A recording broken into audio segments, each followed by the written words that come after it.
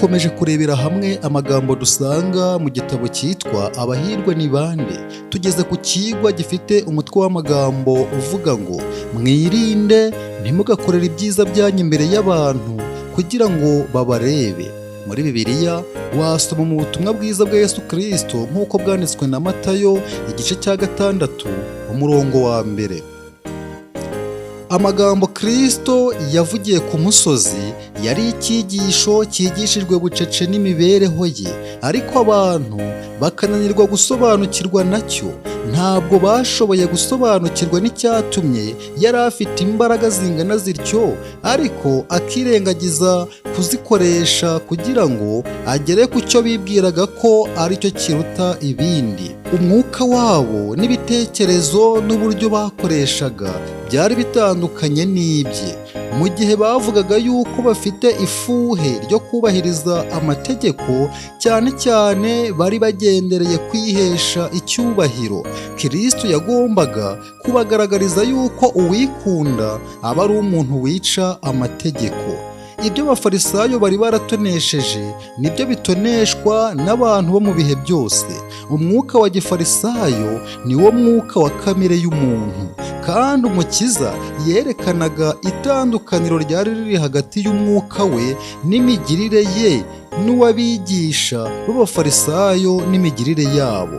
Inyigisho ze zikwiriye abantu bo mu bihe byose. Mu bihe bya Kristo abafarisayo bahoraga bagerageza gukora uko bashoboye ngo bakundwe n'Imana, kugira ngo babone uko bibonera icyubahiro cyo mu isi n'ubukire, ari byo bitaga ingororano y'ubutungane. Ubwo rero bagashyira ku murongo ibikorwa by'ubugiraneza ngo babyereke abantu kugira ngo babikururireho kandi ngo bashimirwe ko ari intungane. Yesu yacyashe gukorera ijisho kwabo, avuga yuko Imana itishimira igikorwa nk'icyo, kandi yuko uburyarya no gushimwa n'abantu ari byo bashakaga, ariyo ngororano imwe rudori batahanaga.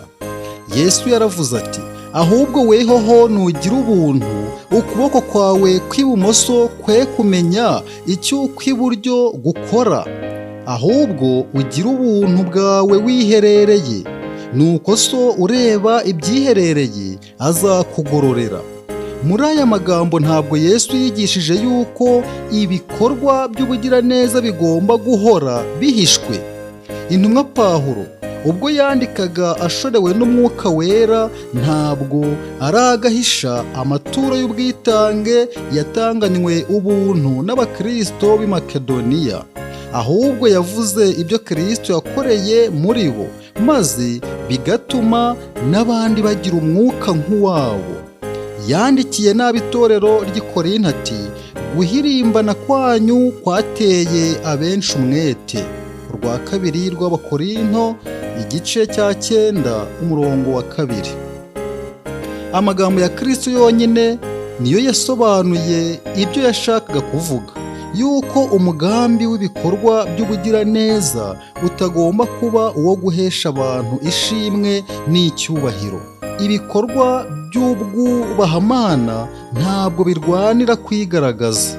Abifuza amagambo yo kubashima no kubogeza bigahora ari byo bibatunze nk'ibyo kurya biryoshye, ni Abakristo ku izina gusa.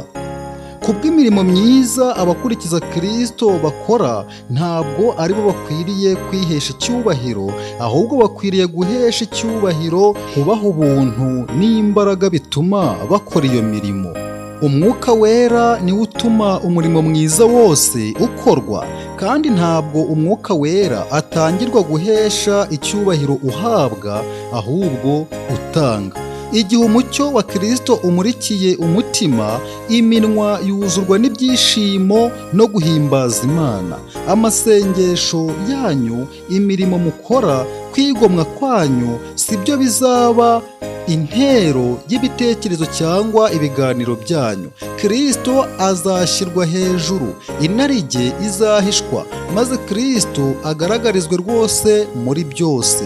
Dukwiriye gutanga tubikuye ku mutima, atari ukwerekana ibikorwa byacu byiza, ahubwo tubitewe no kugirira impuhwe imbabare no kuzikunda.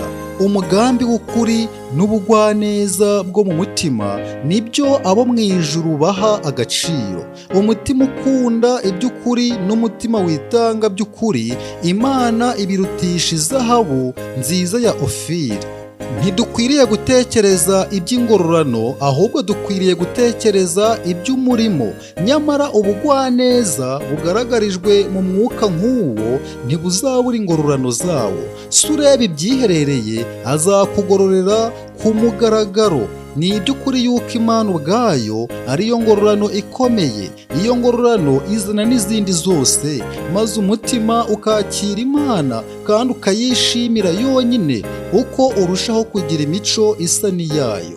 Ibisa birasabirana. Igihe twiyeguriye Imana ngo dukorere bagenzi bacu, nibwo itwiyegurira.